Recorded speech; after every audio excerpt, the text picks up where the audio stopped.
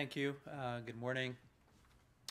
What I thought we could do today is give you some insight into my personal journey and really begin with vision, the research vision that we came up with, and show you how that over time transformed into economic impact, and try to see if we could draw some conclusions from this story, and maybe some of them are relevant to you. So I'll begin with research, and I'll begin with what makes this so exciting to us from a research perspective. So my field is fibers, and fibers are a very fascinating form of materials, because if you could look around you, you really see that fibers really occupy and cover the most important and valuable real estate, which is our bodies. And so the question was, could we rethink and reimagine fibers, and really what I'm going to show you in the next few minutes, show you what we've done to that effect. One of the amazing things, and this is what this chart is about, is that these new fibers allow you to control length scales on a span that goes all the way from the angstrom and nanometer level all the way to the kilometer level. So you have 9 or 10 orders of magnitude that could be addressed in one single process. And so you'll see soon what that really means. So we all have seen and heard about these devices, and one of the amazing things is we have these amazing communication systems that update and rejuvenate and offer us new functionalities year after year. So that's pretty amazing.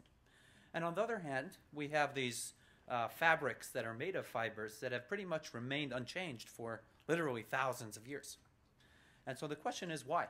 Why is it that we, on the one hand, come to expect technology to really evolve and move forward so rapidly, and on the other hand, we expect to see materials unchanged for lifetimes?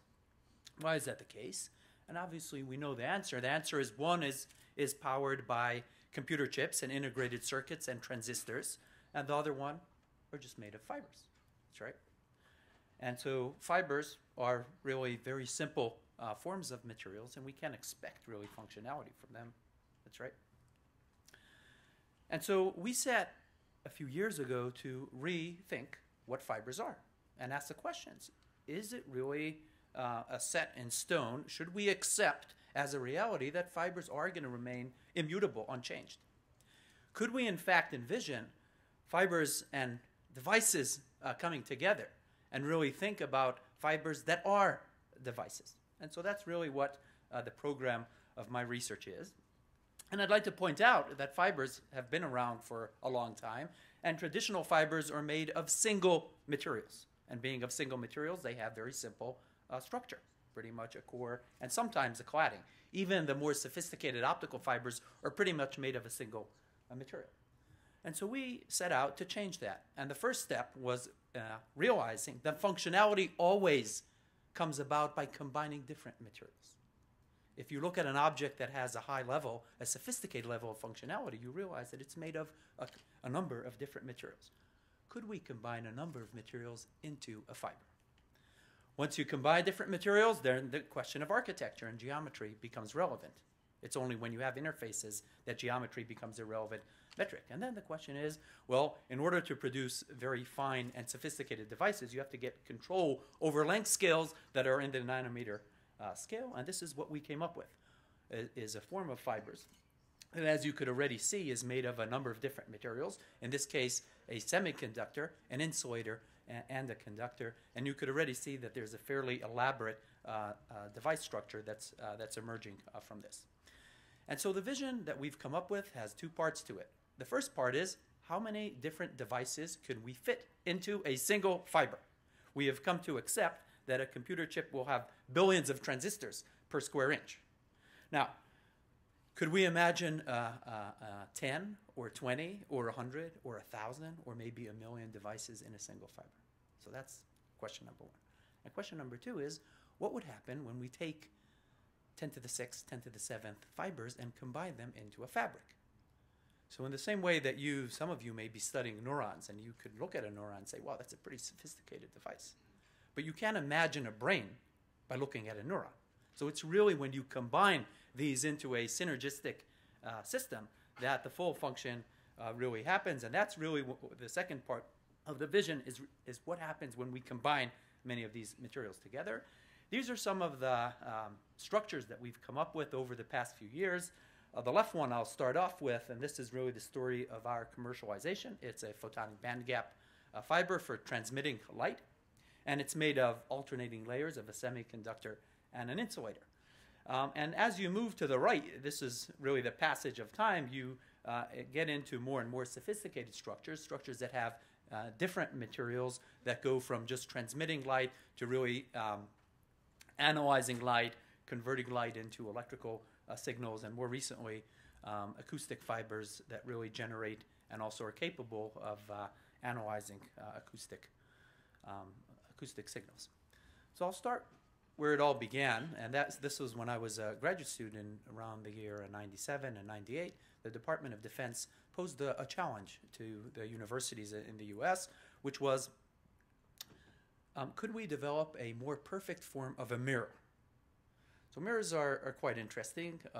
Again, one of those devices that have been around for a long time. And it turns out that two types of mirrors were known at the time. One is a metal mirror that reflects light from all directions. These are the mirrors that you look at yourself every morning. It turns out that these mirrors also are absorbing light, especially at high frequencies. So that turned out not to be a very good architecture. The other type of mirror was made of many different layers. These are dielectric mirrors. These turned out to be highly reflective for certain angles, but other angles actually leak through. For example, one angle is called the Brewster angle. So the question was, could you develop a mirror that reflected all of the light that hit? Okay, so this appears to be a very simple question, and this was a challenge that was set forth by DARPA, by the Department of Defense. And so we found a very simple answer to this question.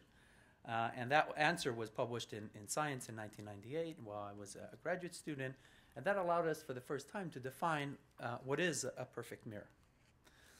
And so the real essence or element of this story is quite simple. Many of you may already know this. If you take 5 slabs of glass and illuminate these slabs of glass from left to right and ask yourself how much light is going to be returned, you say every time you go from air into the glass, you'll get about 3.5% reflected light. And as you go to 10 different interfaces, you're going to have overall over 30% reflection. Now, what would happen if we shrunk all these glass slabs into a precise quarter of a wavelength and make this whole structure a lot thinner and a lot more regular, periodic? What would happen to that reflection? And obviously, the answer is from 30, you go up to 93%. And why is that? Well, the reason is light is made of waves, and you really get a phenomenon of destructive interference in the forward direction. And so light has to be reflected back. So we extended this principle and found that under certain conditions, this periodic array will reflect light regardless of angle of incidence and polarization. And so that really was the essence of the paper.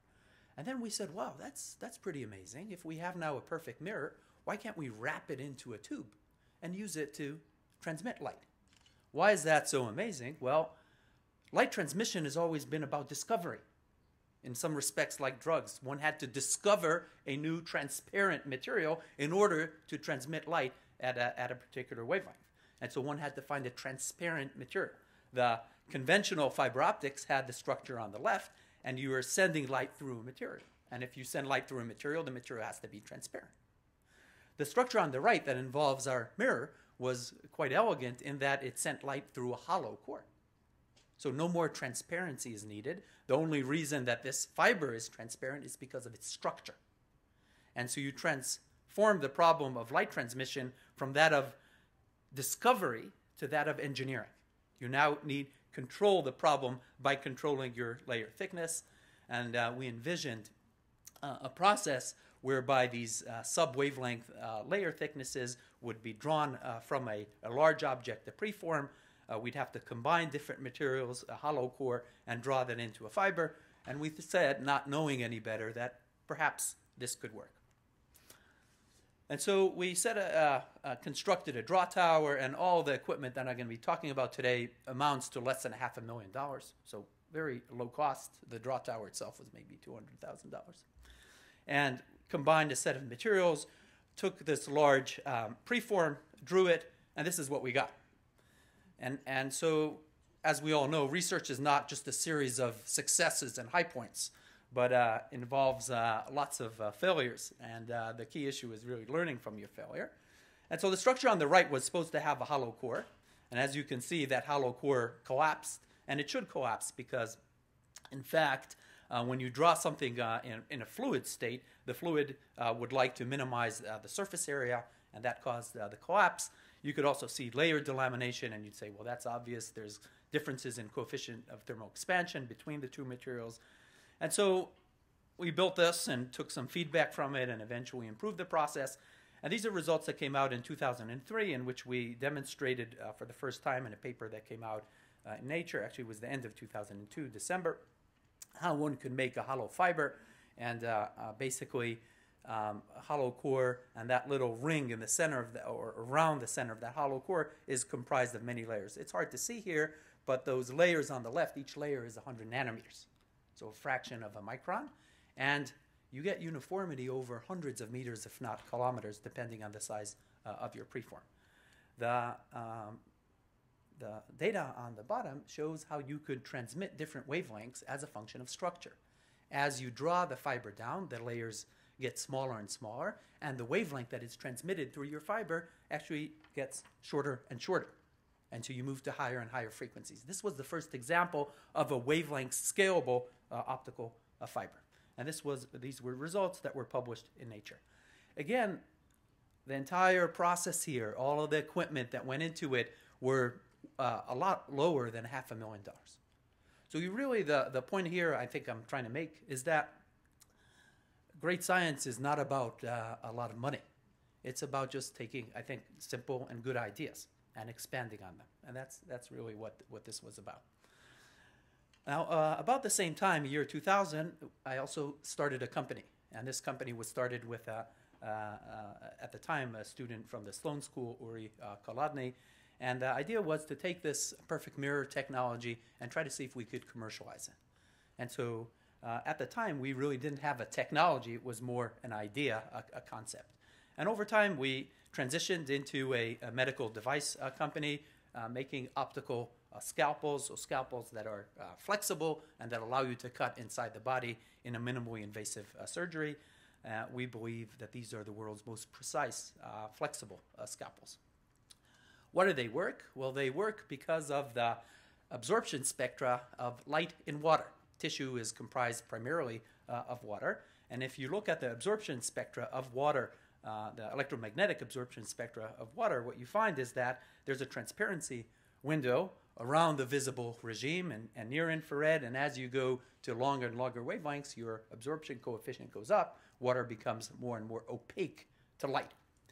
Now, the problem with when you think about cutting with light is that when you illuminate tissue with a short wavelength, for example, wavelength in the visible, in particular in the red, and if you put a flashlight against your finger, what you immediately see is that your finger is transparent to that light.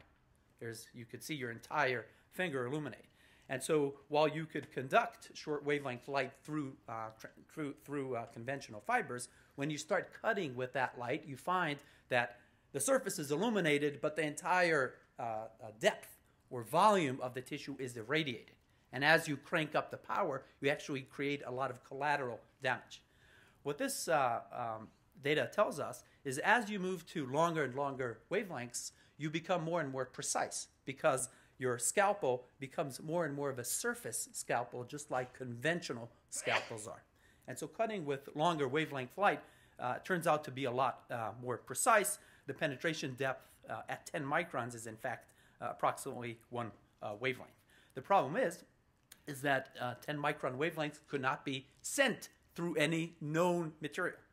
And that's where this solution of sending light through a structure that is transparent because of its or a fiber that is transparent because of its structure became relevant. The medical practice, in fact, used, and in particular otolaryngology, used CO2 lasers probably for approximately 30 years.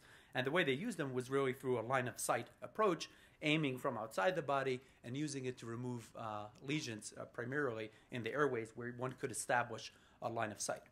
And so what we did is we came up with this a new fiber approach and introduced a flexible CO2 scalpel that allows you to cut precisely and flexible. And that's really what the company did.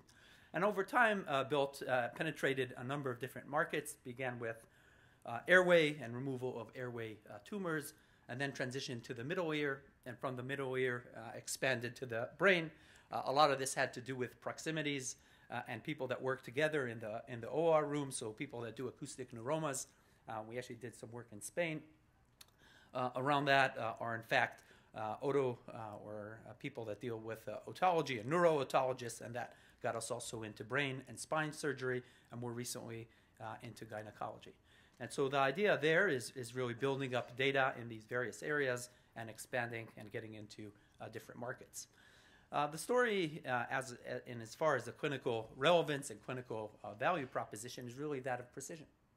And it turns out, if you look at, for example, people that want to cut in the brain, neurosurgeons, the ability to cut in the brain is quite limited.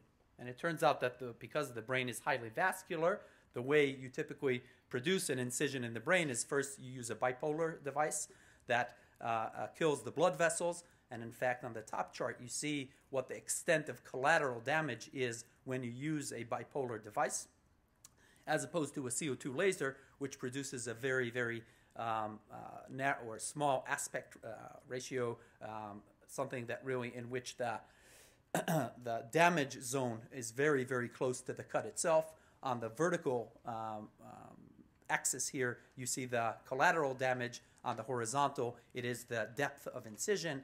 And as this slope is more and more shallower, it turns out that the cost of producing a specific cut in terms of collateral damage gets smaller and smaller. And so what this, in fact, demonstrates to you that if you're going to produce a cut and remove a tumor in the brain, you are much better off using a laser, a CO2 laser, than using the combination of bipolar and a scalpel in terms of the amount of healthy tissue that you're going to lose in the procedure. And so it's a brain conserving type of procedure. A similar type of value proposition was developed for middle ear procedures. I'm not going to get into the details here, but this is a specific procedure called a stapedectomy, which involves restoring hearing after a conductive hearing loss. And this particular procedure involves removal of the stapes bone and the replacement of it with a prosthetic. It turns out that green light and lasers have been used, KTP lasers have been used traditionally for this procedure. And when you move to a laser that's a lot more precise, you actually get some statistically significantly better hearing results, just as a result of moving from one wavelength to another while keeping all the rest of the dimensions of this surgery the same. So company has now 140 employees, is used in 650 hospitals. This year is expected to do about 30 million in business, has treated about 50,000 patients to date, and has its own dedicated sales team throughout the U.S. And one of the things I wanted to share with you were the milestones associated with creating the company, how we transition from idea to impact. And so the timeline here, in fact, spans almost 12 years. And as you can see, company was founded in the year 2000, got an exclusive license for MIT for the basic IP, but in fact, the whole technology development happened afterwards. And so the first phase was really technology development, then the manufacturing scale up, and then finally the market share building. You could see that the first patient was treated in 2004, and really the market, we really entered the market only in 2007. Revenues are in the bottom line, and you could see 2007 was 2 million, 2008 8. This year we're expecting to do about 30 million. The center line there shows how much money we raised for this, and as you can see, while the research investment by the U.S. government amounted to maybe a couple $1 million, the amount of money that we raised from the private sector approaches $80 million in order to scale up manufacturing and really get into the market.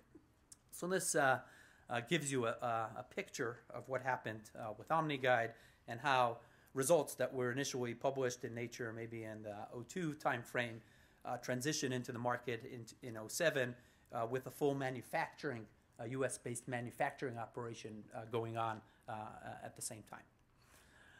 The key enablers to us, and I think this is part of the lessons learned, were first of all a very significant contribution from people that were not born and grew up in the US. And so when I look at the people that comprise both my research group and the employees at OmniGuide, we have a number of US-born people, but quite a few people that immigrated into the US. And I think that's part of the story. Involvement of very experienced mentors.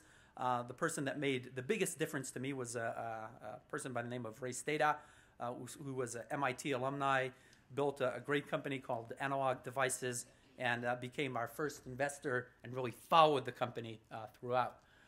Having investors that are not in it for a quick flip and are trying to just make X3 or X5 in a matter of 3 years, but investors that really see or value building a large company over time. Access to university intellectual property, involvement of faculty in supporting the venture. I think the old way of doing things was for faculty to hand off and kind of remove themselves.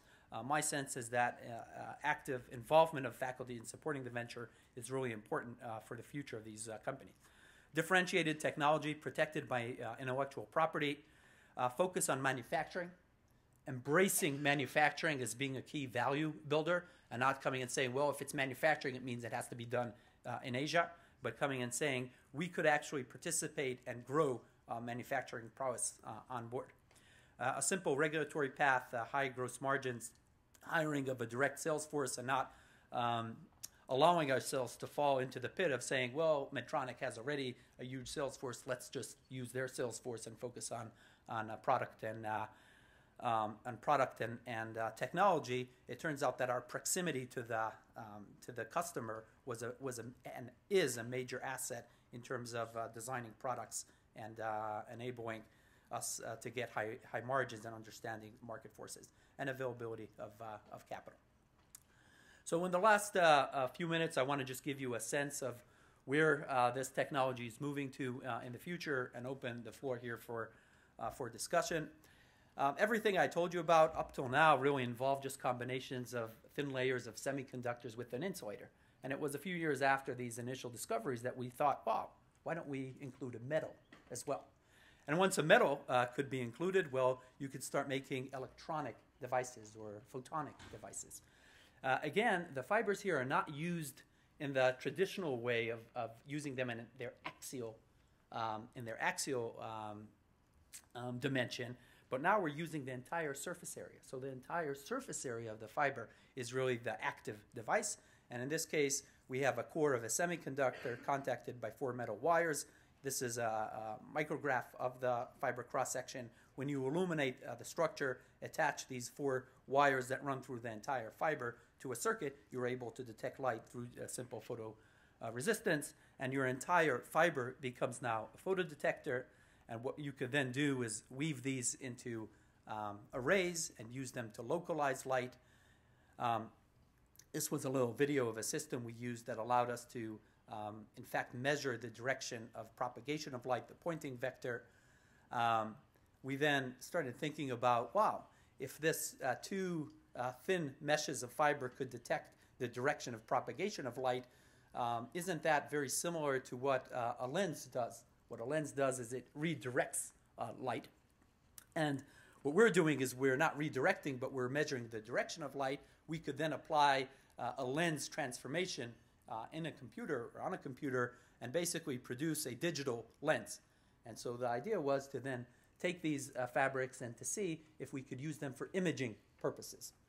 And so that was the next step, and using a phase retrieval algorithm, we're able to show that 2 meshes of these photodetecting fibers could be used to image a very simple E structure. And we then went back to the fiber, made it more sophisticated. It's capable of detecting 2 wavelengths simultaneously, and then we were able to produce imaging results with a single array of fibers. So this is very interesting. It's lensless imaging. It's really imaging just with a plane of fibers. And obviously, in order to get this done, one needs to engineer the fibers to be able to detect the intensity at 2 different wavelengths simultaneously, and obviously to illuminate the object with 2 wavelengths. Finally, the past couple of years, we've developed a acoustic fiber, so a fiber that transduces sound, converts sound into electrical signals. What we're using here is a PVDF material and conductive electrodes, and draw this all into a fiber. This is what the fiber cross-section looks like. The active acoustic materials in blue. The black areas are viscous conductors. The gray areas are metals, and basically when we combine these, we get an acoustic transducer, a fiber that could detect and emit sound. This was on the cover of Nature Materials about a year and a half ago. So with that, I'd like to end and really to highlight the importance of research in innovation, importance of intellectual property, importance of being able to tie the loop, to think about problems on a fundamental level, but also to go and move up the food chain into applications.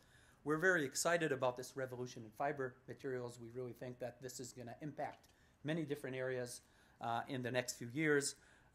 We feel that these materials that really have remained unchanged for thousands of years in the next 5 to 10 years are really going to change forever. And this is really very exciting on many levels. So thank you very much, and if there's any questions, I'd be happy to answer.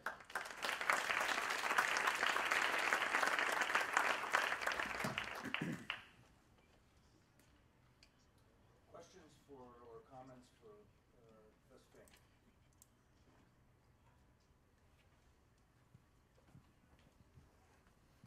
Yes, Professor Fink.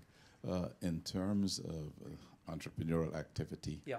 what incentives do the faculty have to remain involved with the company in pushing Yeah. the technology forward? Yeah, so excellent question. The question is, does MIT incentivize faculty to get involved in entrepreneurship activities? The answer is absolutely not. And in fact, as a junior faculty, you're penalized, or have been penalized to date. It was not viewed as a positive. Things have changed now.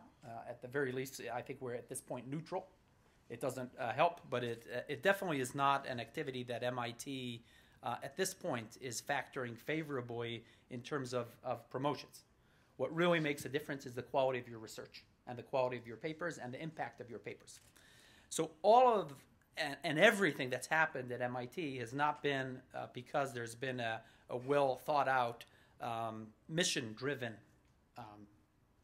I would say top-down policy from MIT, but really something that has really come from the bottom, a bottoms-up entrepreneurial approach, where people said, look, regardless of the risks that this posed to my promotion, I feel strongly enough about getting these things out in the market that I'm prepared to take certain risks for it. And so the big change at MIT these days is that the upper administration is embracing this as part of its mission.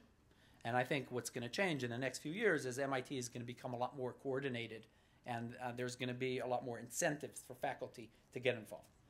To date, that has not been the case. And everything that's happened has happened, I'd say, in spite of an administration that pretty much said, look, really what makes a difference in a university is quality of research and not your economic impact. I would just add, Yoel, that on the other hand, there aren't an awful lot of disincentives for faculty to pursue entrepreneurial activities. In parts of Europe, at least historically, faculty have been considered public servants. So there were active barriers, I think, to faculty benefiting financially from in startups. And our faculty also have 20% of their time available for outside activities. So I guess I would just add to your commentary that there are no rigid disincentives for faculty to do that as well. And Yeah, I think the big difference is whether you're tenured or not. If you're junior, what I said holds. If you're tenured, Carl is correct. But I believe that a lot of these new ideas actually are coming from junior faculty. The most productive time we find for faculty is actually with their junior. So that, I think, is really the untapped opportunity, and maybe that's going to change. Okay, you had a question? Yeah. Okay, thank you very much. I would like to continue in the Yeah. previous question, but because I have seen in the schedule you have presented that the company has been created 2 years before the first main publication in Nature. Yeah. Is that a common scenario or in MIT, but here in Europe it was completely different? Yeah, so that was I think, a very interesting and important question. And the question was, look, isn't it true that the technology was developed after the company was formed? And the answer is yes, it was. The company was based on concepts. And when I came to Ray Stata the first time to talk about fundraising from him, the only thing I could do is draw a few circles on his whiteboard and say, Ray, if we could ever make a fiber that has submicron layers, 30 or 40 of them, surrounding a hollow core, we could send light with lower losses than anybody. We could, revolutionize telecommunications. And it was based on that idea that Ray said, take $4 million and come back to do a feasibility study. If your computer models tells you that it's not going to work, give me back the change. And if it ends up that it looks like it will work, then you could continue. And that's what happened. That statement of a forward-looking investor that really is about making things happen as opposed to convincing people that it can't happen. It was a very important element. And so having business leaders that have done well for themselves go back and help mentor young, at that time I was a student, students and junior faculty to help take risks is something which I think was very critical to the story. And thank you for pointing that out. Yoel, thanks.